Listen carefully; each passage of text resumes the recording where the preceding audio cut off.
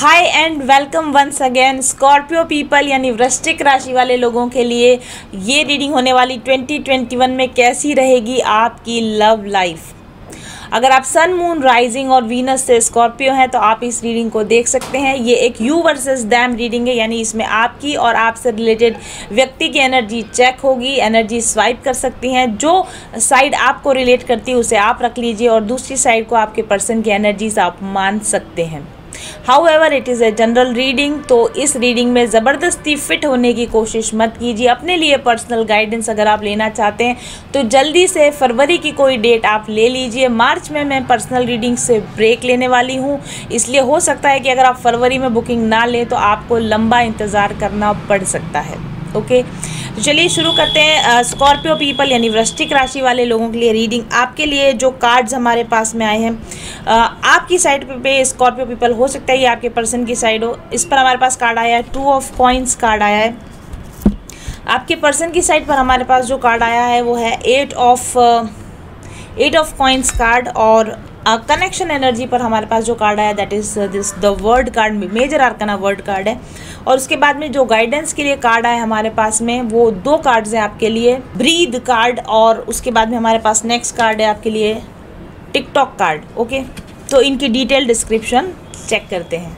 चल पथिक उस देश जहाँ पर सूरज सा उजाला, चल पथिक उस देश जहाँ पर सूरज सा उजाला, चांद सी शीतलता है हर पल जो फूलों की माला, एक दूजे का हाथ थाम कर आगे बढ़ते जाए, मधुर गीत के गुंजन के संज्ञान के दीप जलाए, भीतर की यात्रा कर ले तू थाम के हाथ हमारा, कठिन राह पर हम बनेंगे एक दूजे का सहारा, उजाले की ओर ले चले, उजाले की ओर ले चले, उजाले की ओर ले चले, उजाले की ओर ले चले।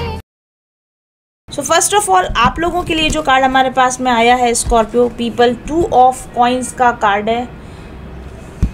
जो कटआउट लगा हुआ है आप उसमें उसकी डिटेल से देख सकते हैं। मैं इसको अपने लिए सामने रख देती हूँ।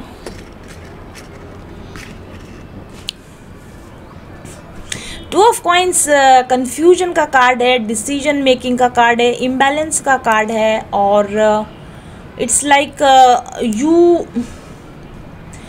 you are trying to make balance, you are trying to balance the coins to। आप देखें ना, जैसे इसमें एक फिगर है, एक जोकर की तरह का कोई फिगर हमको नज़र आ रहा है, जो सर्कस में जिस तरह के जोकर होते हैं, और 2 कॉइन्स को बैलेंस करने की वो कोशिश कर रहा है। मुझे लगता है 2 लोगों के बीच में, 2 सिचुएशंस के बीच में या 2 रिलेशंस के बीच में आप बैलेंस बनाने की कोशिश कर रहे हो, क्योंकि आप अपने लिए शांति चाहते हो। आप शायद आपके रिलेशंस में झगड़ा हो, आप नहीं चाहते। आप एक लाइफ में खुद के लिए, शांति के लिए, अपनी स्टेबिलिटी के लिए आप प्रयास कर रहे हो, लेकिन जो लोग आपके साथ जुड़े हुए हैं वो शायद आपको अपना पास्ट भूलने नहीं दे रहे। वो बार बार पुरानी चीज़ों को रिमाइंड करवा देते हैं शायद आपको, और समहाउ आप बार बार अपने पास्ट में उलझ जाते हैं, या लोग आपको जानबूझकर आपको पास्ट में उलझा रहे हैं, और इस वजह से आप में भी शायद आप कंटिन्यूसली आगे बढ़ना चाह रहे हैं, नहीं बढ़ पा रहे हैं। स्टेप बैक करते हैं, फिर आगे आते हैं, फिर स्टेप बैक करते हैं, फिर इस तरह का कुछ आप शायद पास्ट मेमोरीज के साथ में उलझे हुए हैं, पुरानी मेमोरीज के साथ उलझे हुए हैं, पुरानी मेमोरीज से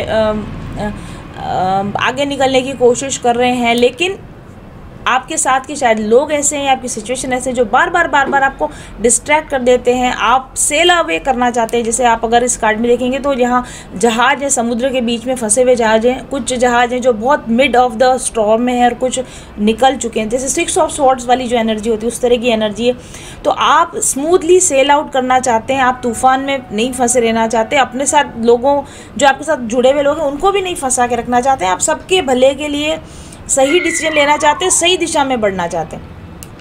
ठीक है। लेकिन ऐसा लग रहा है कि तूफान आपका पीछा छोड़ना ही नहीं चाहता, या फिर लोग आपको स्मूथली बाहर निकलने ही नहीं देना चाह रहे हैं इस सिचुएशन में। इस तरह की काफ़ी कंफ्यूजिंग एनर्जी है। और कंफ्यूजन आपके लिए इसलिए क्योंकि आप सभी पार्टीज़ को खुश रखने की कोशिश करें। आप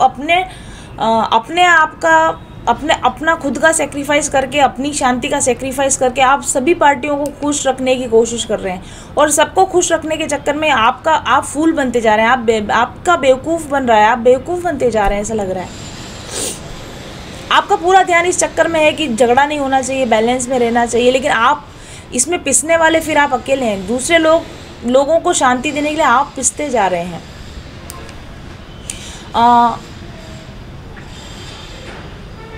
ऐसा भी लगता है जैसे कि आप जिस रिलेशन में फंसे हुए हैं ना, आप you are not emotionally connected, you are not lovingly connected to this person. ज़बरदस्ती का बाउंड किए हुए हो आप, जैसे कि क्योंकि 2 ऑफ कॉइन्स कार्ड, कोई लव जैसा इसमें कोई फीलिंग्स मुझे नज़र नहीं आ रही।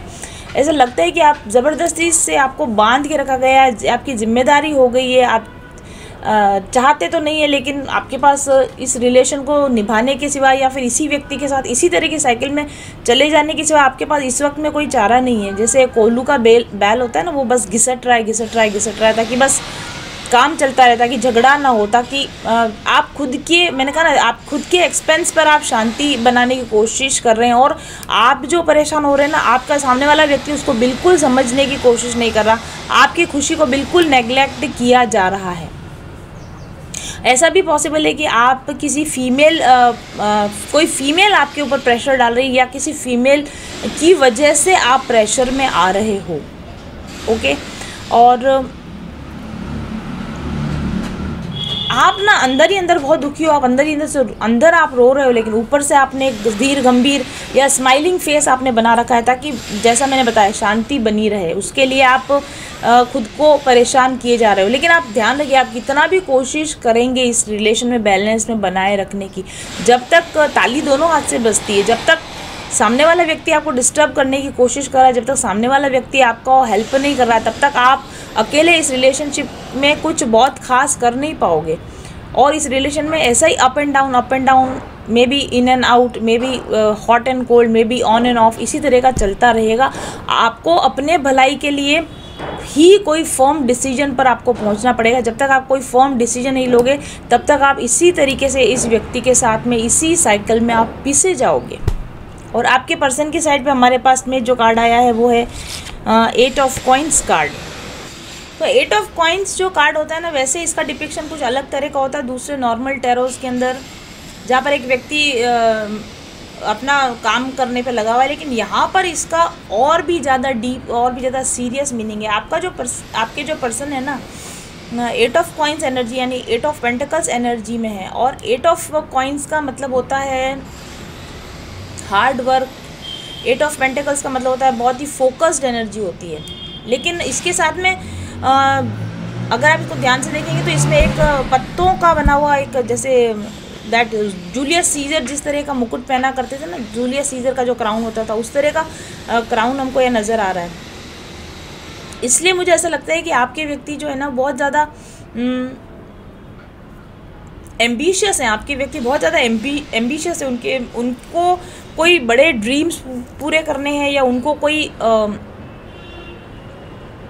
किसी खास उद्देश्य की पूर्ति के लिए जैसे दिन रात लगे हुए नहीं होते, जैसे एक काफ़ी बिजी हो जाते हैं कि मुझे ये गोल बस पूरा करना ही है, इस तरह का। मतलब जैसे कि पूरे देश का भार उनके ऊपर है, कि पूरे दुनिया का भार उनके ऊपर है, इस तरह का आपके व्यक्ति का बिजीनेस मुझे यहाँ पे लगता है। He is not very much concentrated on you, he is not very much concentrated on your relation.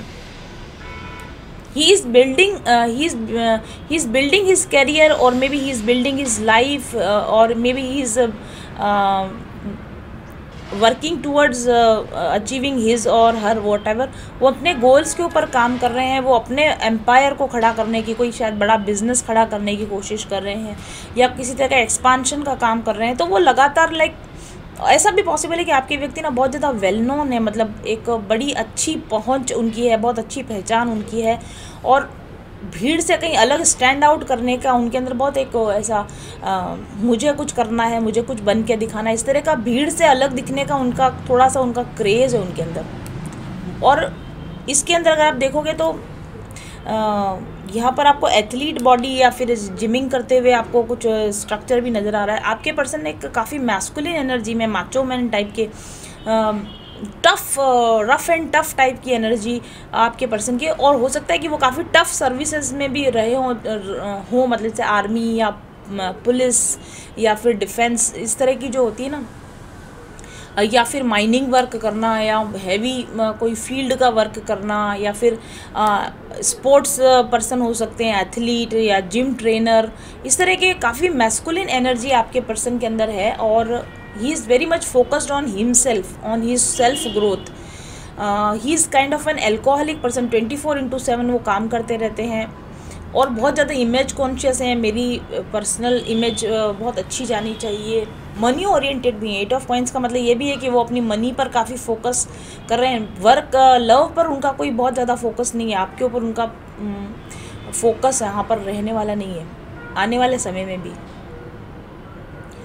ये सिर्फ खुद पर ही कंसंट्रेटेड है, खुद के काम पर ही कंसंट्रेटेड हैं। और शायद इसी वजह से आपकी तरफ 2 ऑफ कॉइंस कार्ड आए, क्योंकि आपको समझ में नहीं आ रहा कि यदि ये आपको इम्पोर्टेंस नहीं दे रहे तो आप इनके साथ रुकें या जाएं, ऐसा पॉसिबल है। और ये जो आपके पर्सन जिनसे आप कनेक्टेड हैं बहुत ज़्यादा इमोशनल भी नहीं है, ये काफ़ी प्रैक्टिकल पर्सन है। हो सकता है कि आप इनके साथ में साथ भले ही रहते हैं, फिजिकली आप साथ हों, लेकिन इमोशन से आप एक दूसरे से कनेक्टेड ना हो। ये भी पॉसिबल है कि काम की वजह से और करियर की वजह से ये कहीं आपसे दूर लॉन्ग डिस्टेंस पे भी ये काम करते हो, ये भी पॉसिबल है। ये भी पॉसिबल है कि आप साथ एक ही छत के नीचे साथ रहते हो हुए भी अजनबियों की तरह रहते हो, क्योंकि कॉइन्स कार्ड है ना, आपकी तरफ भी कॉइन कार्ड है, इनकी तरफ भी कॉइन कार्ड है। आप दोनों हो सकता है कि सिर्फ फाइनेंशियल सिक्योरिटी की वजह से या फाइनेंशियल मदद मिलती रहे एक दूसरे को, या समाज में दिखाने के लिए एक जो स्टेटस वाइज लोगों को दिखता रहे कि ठीक है साथ रहते, उस तरीके से आप साथ रह रहे। लेकिन लव जैसी चीज़ आपके रिलेशन में नहीं बची है, मुझे ऐसा लगता है। आप प्यार की वजह से साथ नहीं रह रहे, आप बाउंडेशन की वजह से साथ रह रहे हैं, आप मे बी आप पैसों की वजह से आप साथ रह रहे हैं, या फिर आप टोटली अलग हो चुके हैं, या आप अलग होने के बारे में सोच रहे हैं। हो सकता है पास्ट में किसी समय पर आपके बीच में प्यार रहा भी होगा, लेकिन अभी इस तरह की जिस तरह की एनर्जी मुझे यहाँ पर नज़र आ रही है ना, आप फिज़िकली कनेक्टेड होंगे लेकिन मेंटली आप लोग कनेक्टेड नहीं हैं। हो सकता है आप फिज़िकली भी सेपरेटेड हो चुके हों। और आपके दोनों के जो साइड पर जो कनेक्शन की एनर्जी आई है ना, वो है the world card. Major arcana card है, और वर्ड का मतलब होता है एंडिंग ऑफ इम्पॉर्टेंट साइकिल। मुझे लगता है आप बहुत समय से इस व्यक्ति से, क्योंकि 2 ऑफ का वो आपका आया है, 2 ऑफ कॉइन्स, आप कंफ्यूज हो रहे हो, मूव ऑन करने के बारे में सोच रहे हो। काफ़ी लंबे समय से आप इनसे अलग होने के बारे में सोच रहे हो। शायद हो सकता है 2021 में ये साइकिल एंड हो जाए। इस तरह की जो ज़बरदस्ती वाला जो रिलेशन है, ये हो सकता है कि ये एंड हो जाए। वैसे आप दोनों के बीच में ये बात छुपी नहीं है कि आप उनको प्यार नहीं करते, वो आपको प्यार नहीं करते। आप दोनों के बीच में ये बात सीक्रेट तो नहीं है कि आपने उनसे आपका उनका रिलेशन कैसा है। दोनों ही ये बात जानते हो कि हम दोनों ही एक दूसरे को ज़बरदस्ती झेल रहे हैं। हो सकता है ये रीडिंग सबको रेजोनेट ना करे, आप सबके लिए होती भी नहीं जनरल रीडिंग्स।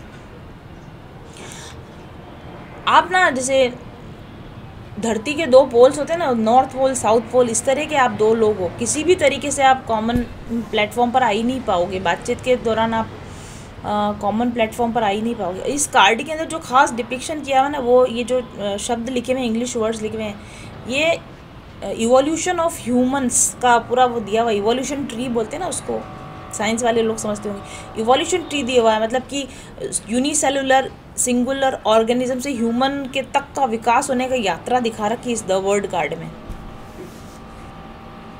ये व्यक्ति ना आपके साथ कार्मिक कनेक्शन में है डेफिनेटली, ठीक है।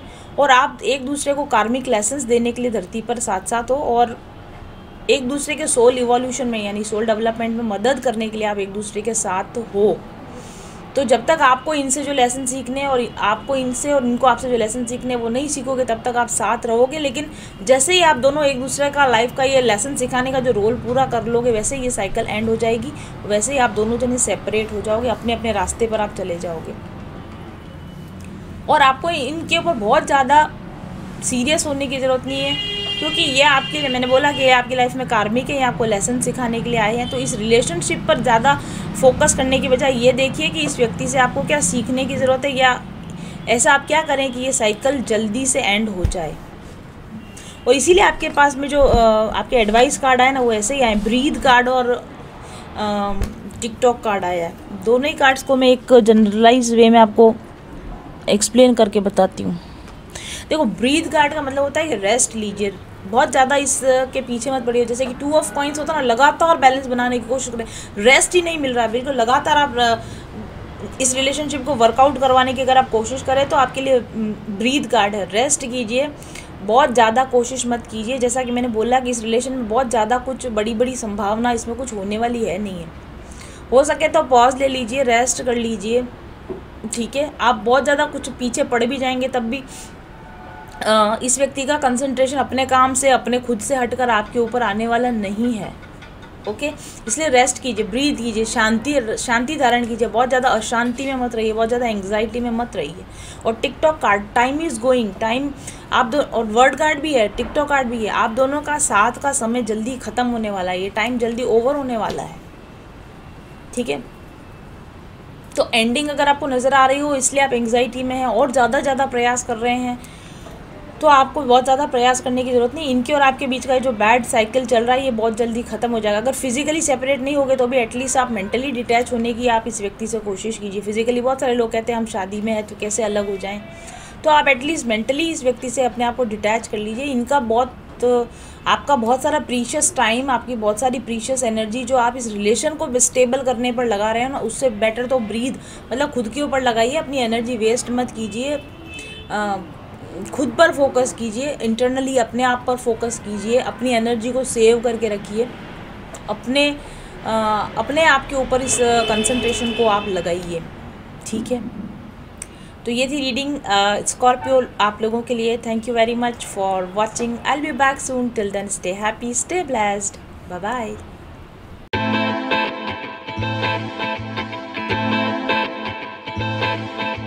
चल पथिक उस देश जहाँ पर सूरज सा उजाला, चल पथिक उस देश जहाँ पर सूरज सा उजाला, चांद सी शीतलता है हर पल जो फूलों की माला, एक दूजे का हाथ थाम कर आगे बढ़ते जाए, मधुर गीत के गुंजन के संग ज्ञान के दीप जलाए, भीतर की यात्रा कर ले तू थाम के हाथ हमारा, कठिन राह पर हम बनेंगे एक दूजे का सहारा, उजाले की ओर ले चले, उजाले की ओर ले चले, उजाले की ओर ले चले, उजाले की ओर ले चले, चल पथिक उस देश जहाँ पे सूरज सा उजाला, चल